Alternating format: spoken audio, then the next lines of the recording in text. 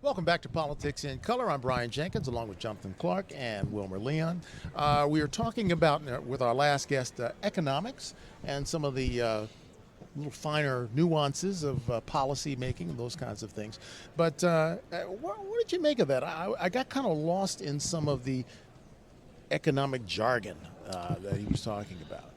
Well, I think a lot of what he articulated was standard Republican fare. One of the things that jumped out at me, and I know it jumped out to the both of you, was his talk about entitlements being a problem. Mm-hmm. And what they're talking about are programs, social safety net programs. And both sides of the aisle, their interest is cutting social programs. The argument for them is, to what degree do they do it, and how quickly do they get it done? So one of the games that they play is the Republicans will talk about, for example, cutting WIC, which we used to know as AFDC, or Aid to Family with Dependent Children. Sure. The Republicans will come in and say, oh, we need to cut that 35%. And then Joe Biden will come back and say, well, no, that would be too harsh. We need to cut it 30%. And then they settle on 29.5. It's not a matter of, do those programs offer value? Do those programs protect the public interest? It's, we need to transfer that money from the social side to the Department of Defense. Linguistics and nomenclature and all of that, semantics, that's what matters to me. And when I hear the word entitlement, it just grates my soul. Thank you, Frank Luntz. Frank Luntz is the one. He's the political speak master that created that very type of language. And when you think of someone being entitled to something, I'm entitled to water because water is necessary. I'm entitled unless to you're in Flint, Michigan. Unless you're exactly. I'm entitled to good water. I'm entitled to oxygen because oxygen is necessary. No one ever talks about the entitlement that wealthy people feel when they when they feel that they need to have a 20 or a 30% tax cut.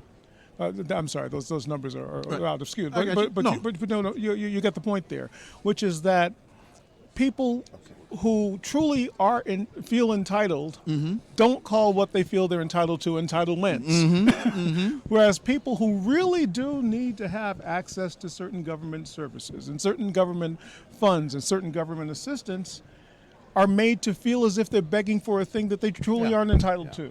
And so it's a reversing of the terms to make you feel bad about going and getting the thing and asking for the thing that you need. Yeah. There's one thing that I caught before, I know we need to move on pretty soon, but there's one thing that I caught, which was in your conversation about affordable housing, which, if you could afford to purchase the house, then you wouldn't need to rent the house.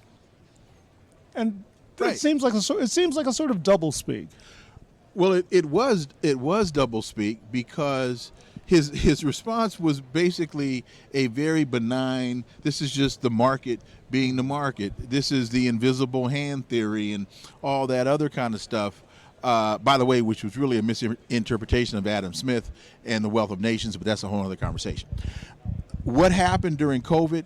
A lot of people lost their homes. A lot of people lost their jobs. A lot of people lost their livelihoods. A lot of people lost their houses. So you have financial companies like BlackRock that come in and they buy up that housing stock. But instead of putting that housing stock back on the market, what they did was they turned that housing stock into rental property, and then they raised the rents on the property. So that answer that he gave was less than accurate. And it's not just, and I'm glad you're talking about rents, because it's not just the price of buying a house today.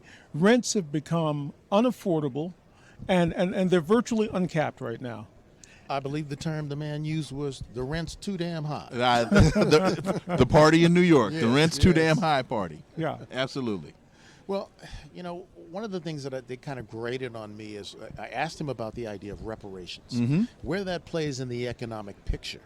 And the idea that he thought this falls under entitlements. It's going to break the bank, and we have to give checks out to everybody, and that's such the worst kind of language to use for that kind of thing, because this is not about an entitlement. This is about a debt. This is about what's owed. This is about what was taken from people over generations. And California has very smartly put together some legislation that doesn't even address African Americans, as it's usually, that's the lens we usually talk about it through, but through people whose property was taken illegally. And I know that when we come back, we're going to talk about Yeah. that. And I'm really looking forward to hearing what you have to say about that right around the corner, because you've hit the nail on the head. And I think it's time that we start seeing how reparations ties into so much of what we do and what we feel. But we have to change the language around it before Precisely. we'll even get anyone to recognize that this is a big deal. I know our viewers will want to stay close And just quickly on the point of breaking the bank, the hundreds of billions of dollars that the United States is pumping into Ukraine isn't breaking the bank. The hundreds of billions of dollars that the United States is sending over to historic Palestine, or what we now call Israel, that isn't breaking the bank. Budgets are numeric representations of priority. Exactly. And so if you don't think that there's enough money to see to it that there's a quality of living in this country that people deserve, but you find missiles and tanks and F-16 fighter planes that you can provide to other, well, then that tells me that your priorities are in the wrong place. I don't think we could have said it better. Oh, well, thank you very much. We are here on Politics in Color. We'll take a break, and in a few minutes we'll come back and talk about this issue of reparations and what's really behind it.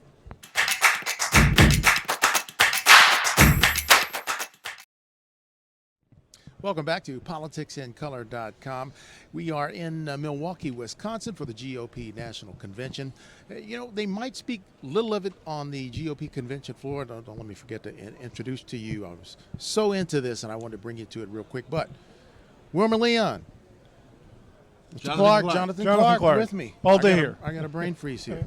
But I want to get this to our viewers because it's important. It's the elephant in the room here at the GOP. They won't speak of it much on the convention floor, but we're talking about the issue of reparations for slavery and its after effects. It's ignited serious discussions across the country and right here at Politics in Color. Right now, eyes are on California, the first state to actually pass reparations legislation.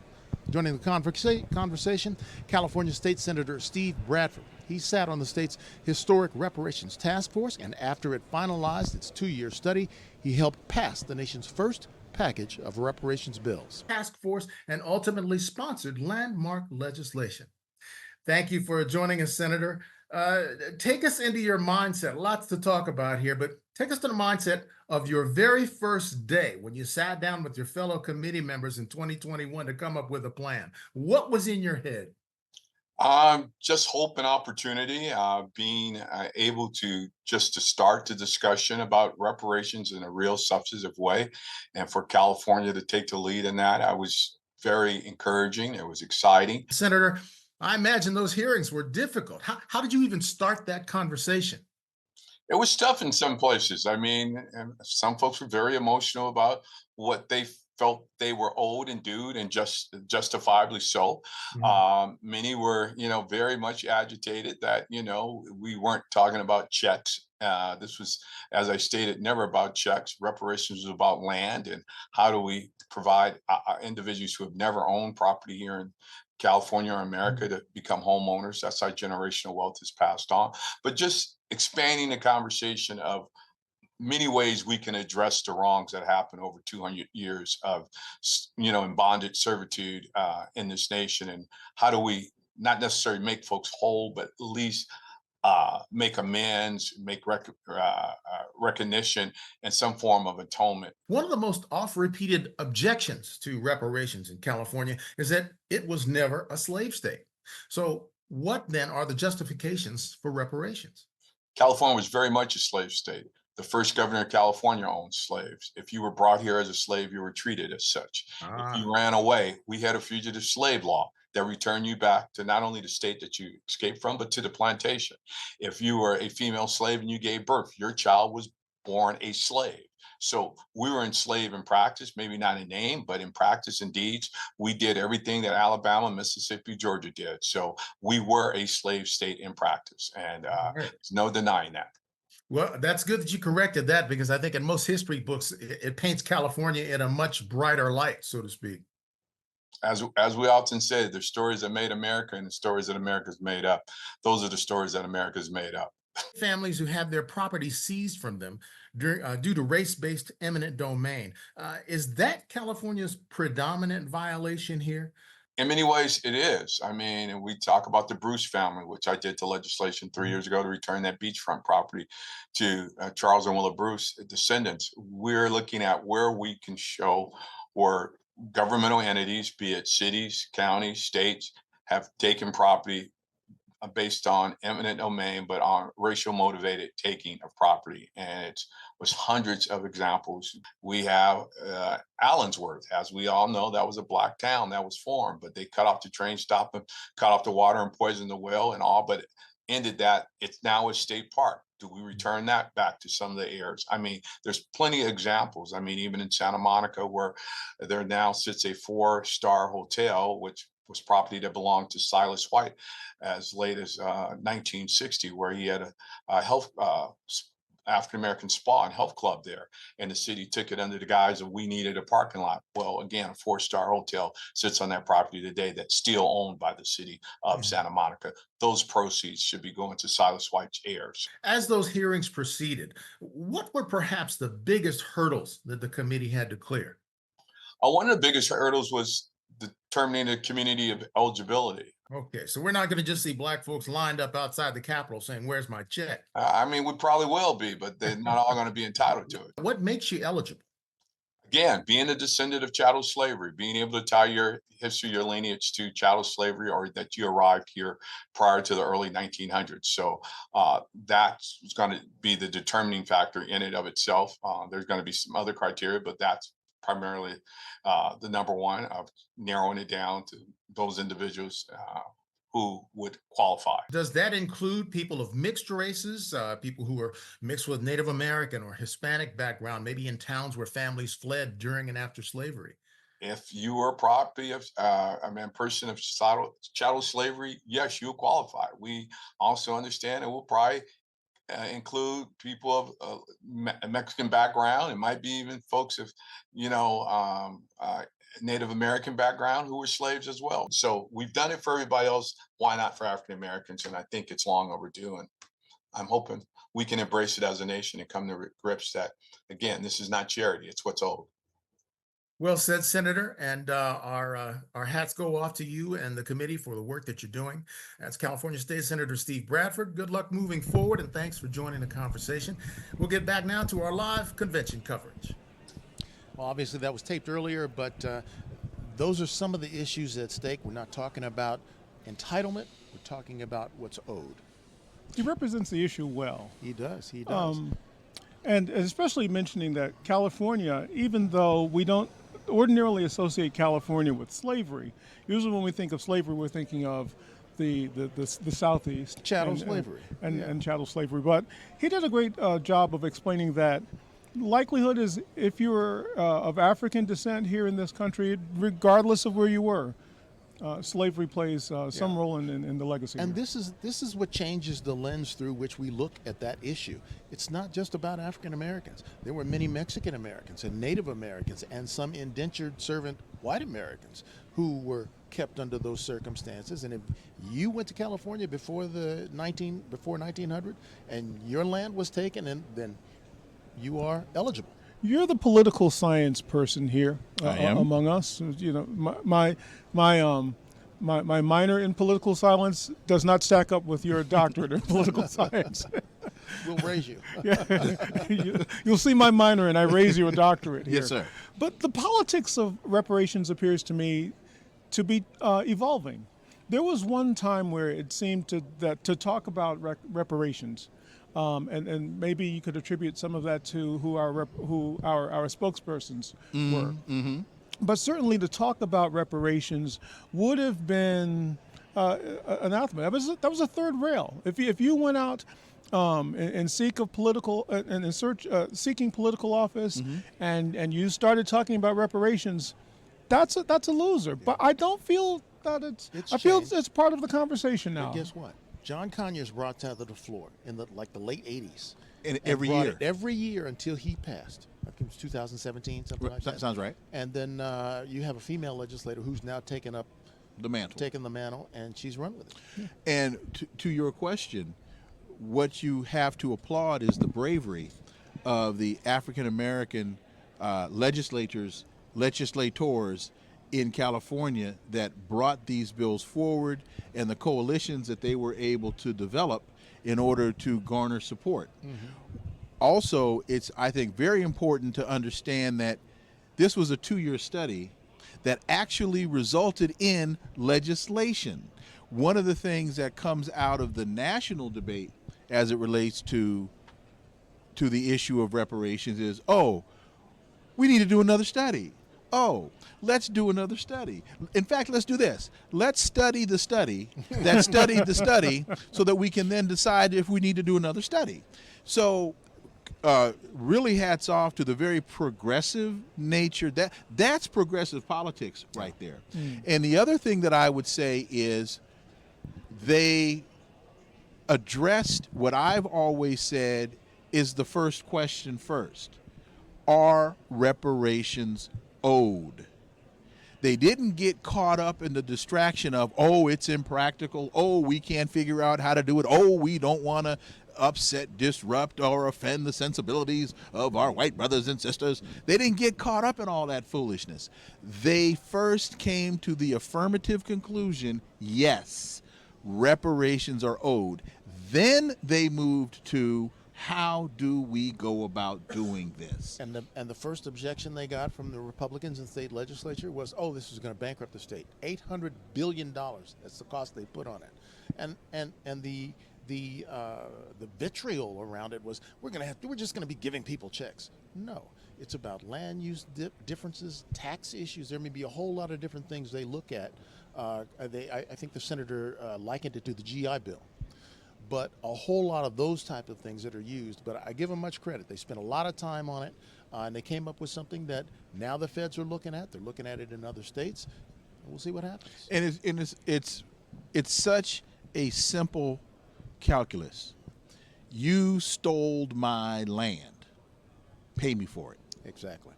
So I'm going to ask what may be a bit controversial. And I'd love to hear what both of you have to say about this. But why not a check? Why not along with the other reparations that we might see? Why not a check? Why shouldn't that be part of the calculus? Because we understand that it's the hard, cold, green cash that allows you to make some moves in the now. Because you're the expert on this one, let me give an answer, and then you go ahead. tell me I'm stupid. I think part of it is because land is a tangible, calculable, determinable entity. If you stole my land, I know where the land is. I know how large of a plot the land is. I can calculate how much the land was worth when you stole it, and I can calculate how much the land is worth today. With that, we can then figure out a equitable remedy based upon the tangible nature of the element. When you start talking about giving out checks, now you have a different calculus that you have to engage in, and it's much more subjective than the objective entity of, look, I own 1600 Pennsylvania Avenue. You stole that piece of land from my great-great-great-grandfather back in 1732, and now that big house that y'all built on it, I want that thing back. I think that, what did the Parliament talk about? Chocolate City, and they call it the White House, but that's a temporary condition too. Well, there are practical solutions to this, and I think one of the things that, and the senator talked about this, was bringing other people into the equation. If we talk about just giving checks to black folks, the response from Kate Sanchez, Republican state senator in California, said, look, and she's Hispanic. Mm-hmm. My family didn't own any slaves. Why should we pay for this? We have Asian folks, Indian folks, all these other people. We didn't do anything. Why should we have to pay for that? So it right away, the idea of the check tribalizes everybody to say, well, it wasn't our problem. We're not going to do it. When you talk about the shared insult, if you will, the shared theft that was going on to black folks, Hispanic folks, indentured servants who were white, any number of people who had land that time it was taken by race-based policies that were imposed by the state of California, now that's a whole different argument. So they were smart, I think, to put it in that context. And if you'll notice, the bill doesn't say anything about African Americans. It says things about those who were wronged, whose property was taken by California state law. Anyway, we're not going to solve that issue right now, but and it's not something the GOP, I don't think, is going to talk about probably when not. they're talking about their platform, but it's something that people of color ought to be thinking about as you think about who you're going to put your vote out there for, who you're going to support, because whoever's in there the next time is going to impose policies that affect all of us for maybe the next 8, 10, 12, 15 years. So when there will be more of us having that vote, that's something to think about. We have breaking news. It's being reported now that President Biden has contracted COVID. And we're going to take a quick break here and keep it locked right here. Politics in Color, politicsincolor.com is where you are. Over 35 years of broadcast journalism experience. He's anchored nightly newscasts, produced and hosted numerous documentaries and television programs in major markets across the country. Renowned for his compelling storytelling and communication prowess, he's played a pivotal role in many successful media campaigns. Based in Southern California, Brian joins Politics in Color as a featured anchor reporter.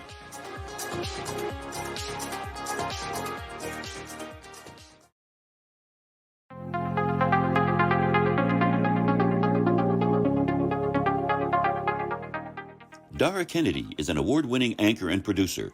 As a skilled broadcast journalist, Dara has covered major news events spanning 5 continents and over 50 countries. She's interviewed prominent figures in primetime and morning shows across all media platforms.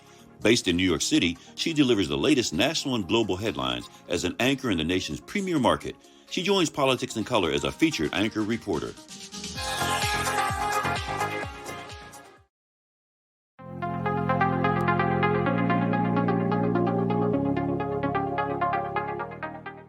Jonathan Clark is an Emmy Award-winning journalist and writer who has worked in broadcasting and marketing for more than 35 years. He's a seasoned professional communicator who specializes in news analysis, strategic communications, broadcast, and print journalism. Jonathan has been a news reporter and producer throughout the Midwest and Mid-South. He passionately delivers high-value, first-rate reporting to each project he engages in. Jonathan joins Politics in Color as a featured anchor reporter.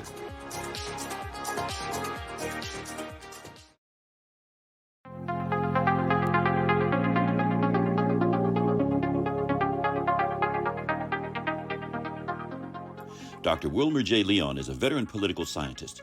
He is a seasoned expert in black politics, American government, and public policy. Dr. Leon is a nationally broadcast radio talk show host, nationally syndicated columnist, and regular political commentator on national and international news programs. Wilmer joins Politics in Color as a featured anchor host.